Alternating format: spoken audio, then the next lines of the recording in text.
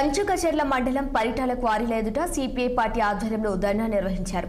అనుమతులు లేని క్వారీలను నిలిపివేయాలని, ఇటీవలే క్వారీలో మృతి చెందిన వారికి కార్మిక చట్టం ప్రకారం నష్టపరిహారం అందించాలని కోరారు.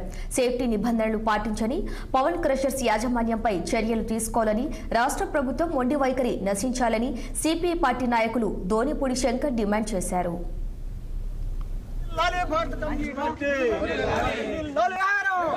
పరిటాల క్వారీ ఘటనలో మృతి చెందిన కుటుంబాలకు నష్టపరిహారం.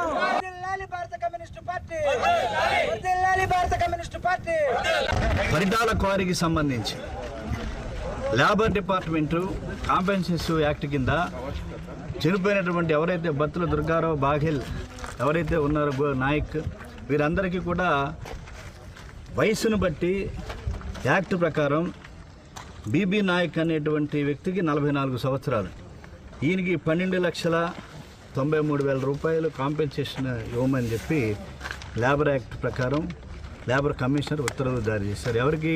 ఎవరైతే ఈ క్వారీ యజమాని ఉన్నాడో Pavan granites and metal works వాళ్ళకి.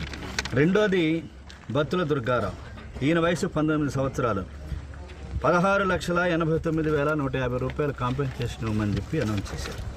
అలాగే బాఘెల్, వీరంతా కూడా జీకొండూరు, చౌటూరు గ్రామస్తులు, నివాసం, 35 సంవత్సరాలు, 14,77,950 రూపాయలు. మేము అడుగుతున్నాం, ప్రాణాలకి ఆక్షన్ వేస్తున్నారా, వెలగొడుతున్నారా?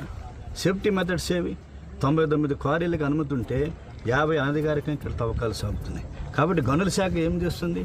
మామూలు మత్తులో జోగుతుంది, మామూలు మత్తులో నిద్రపోతుంది. ఇవాళ ఇదొక 300 ఎకరాల స్థలాన్ని ఒక పబ్బులాగా గనుల శాఖ ట్రీట్ చేస్తుంది.